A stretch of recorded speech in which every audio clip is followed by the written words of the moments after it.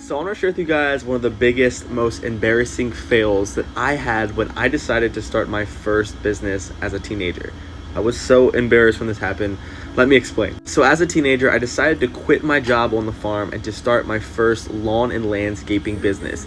Now, in this time in my life, I knew nothing about landscaping. I knew nothing about quoting jobs. I knew nothing on how to get customers, but I decided to drop everything and to start this business. So I decided to put this message out in the Facebook community, have my friends, have my family share this message that I'm trying to start my first business. And here's kind of where it all went down. So I got my first estimate. It was my friend's mom. They live in this $700,000 house, a huge community, one of the biggest jobs. I decided to go over there and give them an estimate. Now, keep in mind, I've never gave an estimate in my life. I've never even done a landscaping job.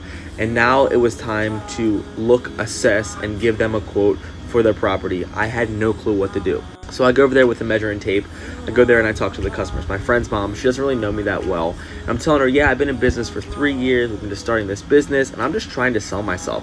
I could feel that she didn't really think that I knew what I was doing, but I had to stay confident and I had to tell her and make her believe that I could get this done. So she says, hey, Peter, come back, take a look at the property and then send me a quote. So I'm trying to prepare this quote. I don't really know what I'm doing. So I'm taking measurements. I'm trying to calculate how much mulch I need for this job, because in order for me to give you a quote, I need to see how much it's going to cost me to install this mulch, do a huge mulch cleanup. This is a huge project. I was way over my head. And it was also my first landscaping job ever. And this was probably the worst case scenario.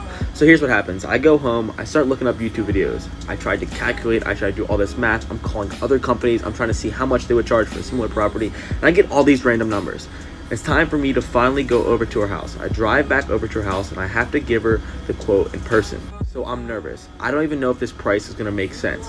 So I walk over there, I think I know what I'm doing, and I tell her, hey, this quote is gonna cost you $7,000 to install mulch. And she says, $7,000? Are you out of your mind? How much material did you calculate for this job?